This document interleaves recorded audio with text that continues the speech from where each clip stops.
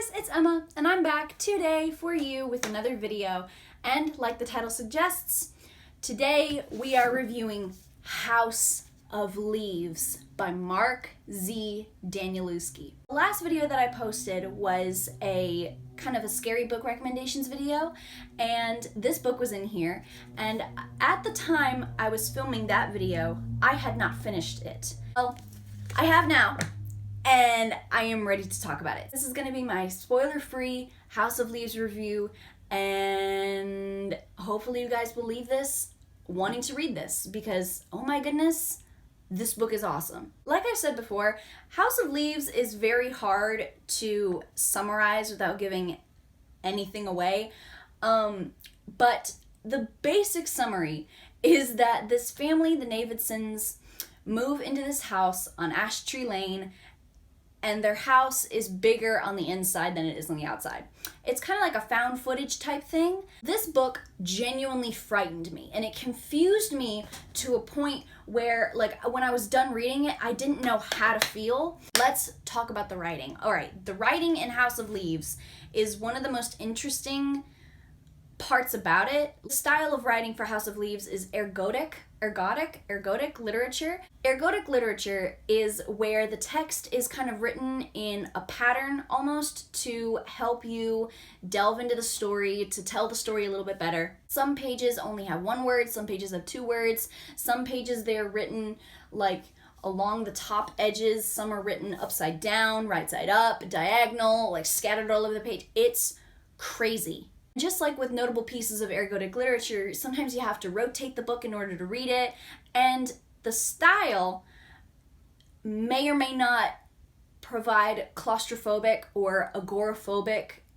feelings. Speaking of phobias, let's talk about the trigger warnings or just phobias that could be invoked through this book. We've got scopophobia, I believe that's how you pronounce it, which is the fear of being stared at for a very long time or an intense amount of time. We've got thalassophobia, which is kind of like the fear of what's under the surface, mainly of water. So that could be a sea creature, a sea monster, or just the abyss itself.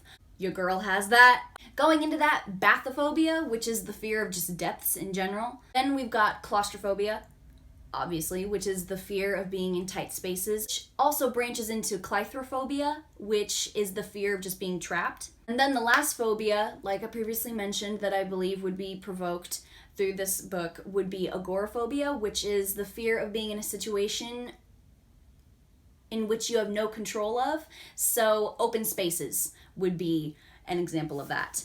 And this book definitely utilizes every single one of those phobias. So House of Leaves has a lot of stuff incorporated into it. It has weird symbols, it has footnotes galore, it has dots, it has dashes, and every single thing is used to tell the story, is used to add to the atmosphere, is used to frighten you. You've got so many different things in the story itself that attribute to the narrative. For example, you've got differing POVs, you've got parallels between the differing POVs, which I froth over. I would call House of Leaves a creeping horror because it doesn't just like give you jump scares all the time. It leads up to it. And then we've even got an unreliable narrator, Johnny Truant, my boy. I wanted to share with y'all some firsthand experiences I had while reading this tome, because that is what it is. I vowed to never read this book at night because the one time that I did, my lamp flickered,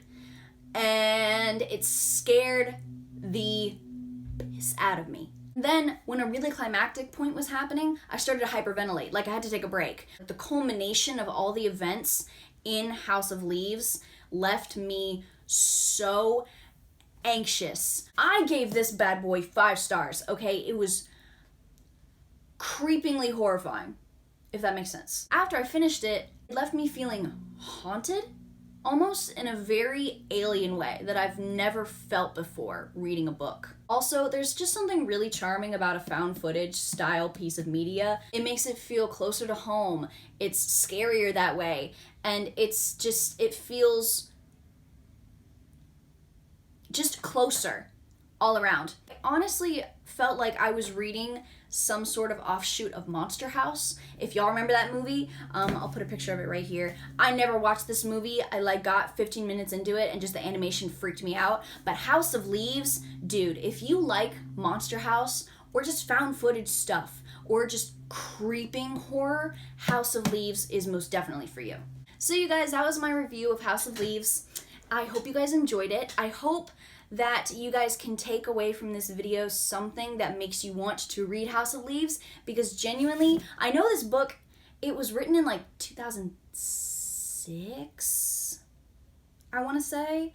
I don't know. It was written a while ago, and it's got like a cult following, and quite honestly, I can see why. So I really hope you guys enjoyed, and just before, we say goodbye, I wanted to say that I'll be leaving some very important information on what's going on in the world right now in the description below, and I'll leave links to where you guys can maybe do your part to help a little bit, and I will see you guys in the next video, and I hope you guys have a good rest of your day.